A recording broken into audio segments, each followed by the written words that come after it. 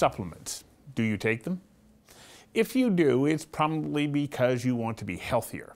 And if you take supplements, there's a good chance you pay attention to the food you buy and, of course, eat. More and more of us are turning to organic foods because we care about what we consume. We're doing a good job of checking labels to determine if the foods have GMOs. What are the additives? What is the nutritional value of the delicious meal you're about to eat? But do you examine the ingredients in the supplements you're tossing back with a smoothie? Do you have any idea what's in those gel caps, tablets, and liquids? If you take the time to read the label and examine the elements and then do the work of understanding what they really are, you might very well be shocked to learn it's a mixed bag. We asked Dr. David Wang to join us for a conversation that matters about why you need to be just as picky about nutraceuticals as you are about the food you eat. Conversations That Matter is a partner program for the Center for Dialogue at Simon Fraser University. The production of this program is made possible thanks to the support of the following and viewers like you. Dr. David Wang, welcome to Conversations That Matter. Thank you. When it comes to food, especially with the heightened awareness of like processed foods versus organic foods, do we have the ability as human beings to synthesize the nutrients that we need from those foods? There's definitely some issues of deficiencies when it comes to essential vitamins. Take, for example, vitamin C. We are one of few mammals that don't have the ability, and apparently we're one allele away from our ability to make it. So we have this deficiency, one little coating. Huh? Yeah. A lot of other mammals like cats and dogs and horses can make their own vitamin C. So we do need ample supply of vitamin C and other vitamins we can't synthesize. The other reason for supplementation is that there's known belts of trace mineral deficiencies in North America. So through over-farming or soil depletion issues, there are some areas where there might be iodine deficiency or selenium deficiency, and for those reasons, we also need supplementation. So they're not being drawn into the food itself? It's just simply deficient in the soil. Yeah. Since the 1950s, there's a huge Kellogg's report that was written by physicians showing that 99% of North Americans at that time were already deficient of many of the trace minerals. Well, which ones in particular should we be concerned about that we're not getting from our food? Well, yeah, the obvious ones like iodine has been linked to goiter, right? And then there's selenium, there's germanium, there's many other trace minerals that we ought to have that we're certainly not. And especially when we eat a constant diet that's made from processed foods that are chemically processed, that have additives and various things that could further deplete our body of these key nutrients. More and more people, though, are aware of this, and they're paying attention to what they do eat, and they're moving towards organic foods. Do you have a better likelihood of being able to get some of those trace minerals that you need? You do, you absolutely do. When you go into organic foods, you're getting more from the soil, you're getting more from what Mother Nature supplies you, versus, for instance, when you use something like GMO foods that has a glyphosate, its reason for keeping the weeds down is that it in fact chelates some of the minerals, rendering them unavailable for absorption. Because of the modification? Because, well, that's the purpose of the modification, right, is to prevent the weeds from growing by using this mechanism. So one of the side effects, of course, is that it actually depletes the mineral absorption by way of the competition and the chelation effect of these minerals. So I've heard quite a bit about the fact that through genetic modification, that the quality of, especially the wheat that we consume now, yes, we get a longer stalk, we get greater volume, but are we getting the kind of nutritional value that we need from that kind of wheat? We don't know all the facts, and I think that there has been some suppression of this kind of information from Monsanto, and there's certainly been a lot of interest, and more information is coming out. We know that with GMO foods, that in animal studies at least, that cancer rates increase. And with all of that heat and controversy around Monsanto. Appropriately, they sold to Bayer, as you know, about a year ago. So that's really been the issue. And this is the reason why people are shifting away from GMO foods, because of the lack of labeling. People are saying in order to ensure safety, they're buying organic foods. So as a result, sales of organic foods have climbed over the years. So what do you do to ensure that you get the best quality food when you go grocery shopping? I buy organic, I eat a plant-based diet, and all the studies show that certainly some studies that are confirming this early this year, May of this year, shows that in order to prevent against the major diseases in North America, such as cancers, cardiovascular diseases, diabetes, neurodegenerative diseases like Alzheimer's and so on, we need to eat our 10 servings of fruits and vegetables a day. So to me, it's the basic idea of eating a plant-based diet and get the best quality you can. So that's organic. Got to get you to hang on for a second while we take a quick commercial break. We'll be right back. Sorry for the interruption, but I need your help. I'm asking you to support the show by becoming a patron. That means pledging $1 per show. Conversations is a unique program. There's no grandstanding, no arguing, no yelling. Instead, I sit down with people who have unique insights, specialized knowledge, and experiences that inform and enlighten. And we do this on an incredibly limited budget with a very small crew. Well, this is my office, and it's where I edit the show. And then once it's ready, we give it away. You know, so many different websites around the world are carrying this show, but they get it for free. They don't pay us. So I'm asking you to pledge $1 per show by going to patreon.com/conversations that matter. Thanks. We want to keep producing conversations, and with your help, we can. Now let's get back to the show. So what does 10 servings look like? Because to me, I go, okay, what does that mean? Is that like apples and an orange, or like, what is it? A average medium to large size apple is already 2 servings. A lot of people think it's got to be like, you know, 3 cartons full or something, 3 baskets full. It's not that much. So in my morning smoothie, I'll have my supplements in there. I'll add in a couple handfuls of pre-washed vegetables, an apple, a banana, and I probably have 6 or 7 servings right off the bat. In a smoothie? In a smoothie.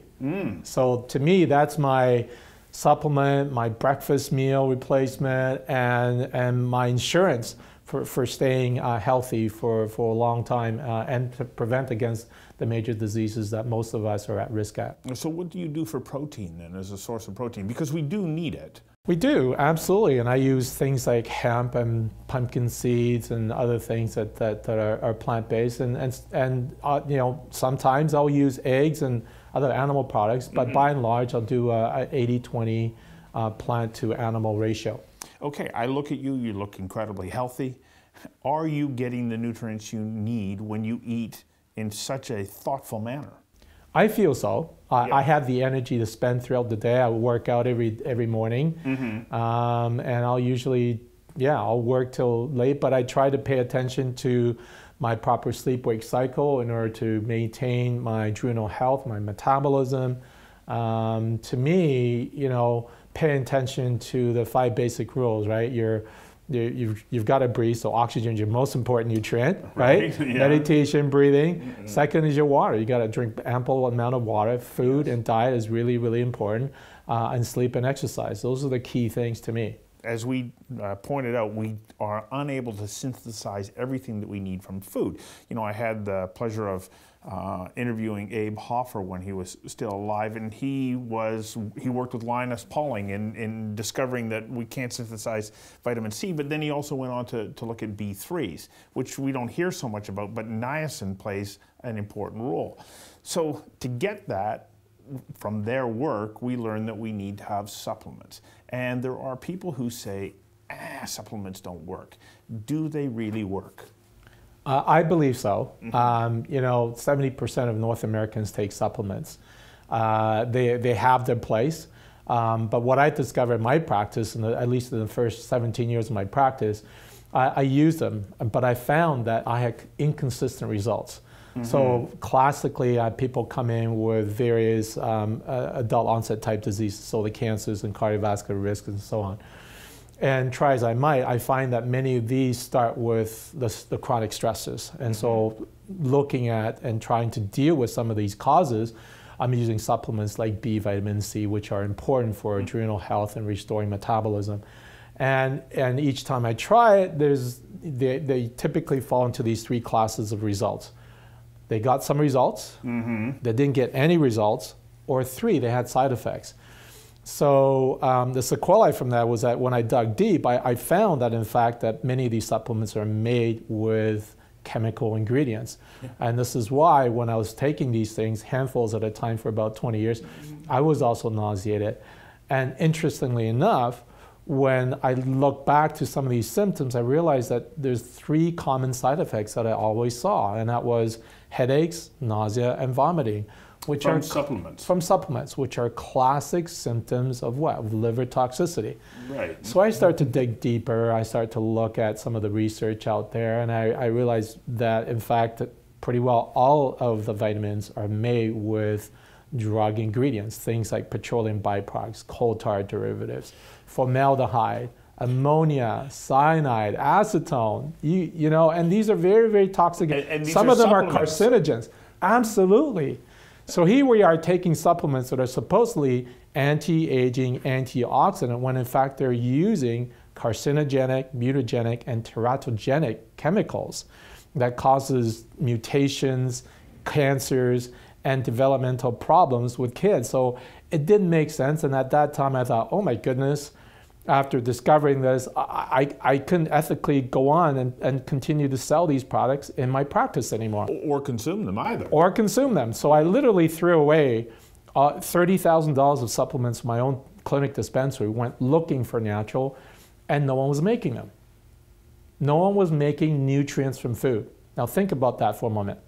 Nutrients ought to come from food. No one was making them.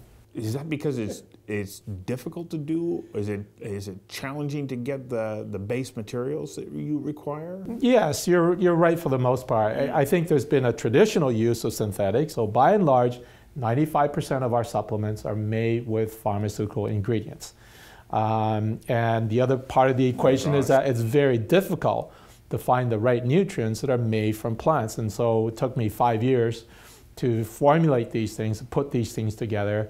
And now I'm happy to say we've been using it for the last 5 years in the retail sector, and our customers are really happy, and I'm certainly seeing those results in my practice. What's the difference? Are you now able to say with certainty, take this is the result that you're going to get? Because, you know, that has been one of the knocks against supplements, is the fact that there isn't this empirical data that you can back up and say, this is what will happen when you consume this supplement. And that was my frustration, and which got me to look deep into why that was. Why is it that all the research shows that B and C are great for restoring adrenal health, when in fact I'm not getting those consistent results in my practice? And now I can say safely that yes, our products are designed specifically to help with the #1 problem that North American people have, and that is an energy shortage. Right. We're in this epidemic of what I call the human energy crisis, because if you look around, all those lineups of the coffees and the sugars and the energy drinks, and you know, people hit the wall in the afternoon and they're looking for that second cup, or they're grabbing that energy bar or downing that energy drink. We're short of energy, and part of it is because we're not living a healthy lifestyle. We're pushing ourselves. We're inundated with technology these days, and so we're trying to get as much, and a lot of us are burning ourselves out. But with these products that are food-based, I am in fact seeing those consistent results. So 80% of the people that do come in say, I'm tired, I've got low mood, can't get through my day, can't go to the gym, can't enjoy family at the end of the day because I'm exhausted, hit that wall in the afternoon, I'm looking for something. And they come back typically within a month to 2 months and say, wow, I have wonderful results. I have more energy. I'm giving up anti-inflammatories, antibiotics. When your energy goes down, all your systems go down. If your cells aren't producing the ATP, you don't have the energy for immune system, for doing everything and anything physiological in the body.